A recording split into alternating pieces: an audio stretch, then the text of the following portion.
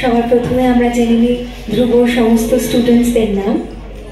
Group A: Adrika Roy, Arshia Chakraborty, ডানিকা, হর্ষিকা, Mugdha, Piyasa, যশবিতা।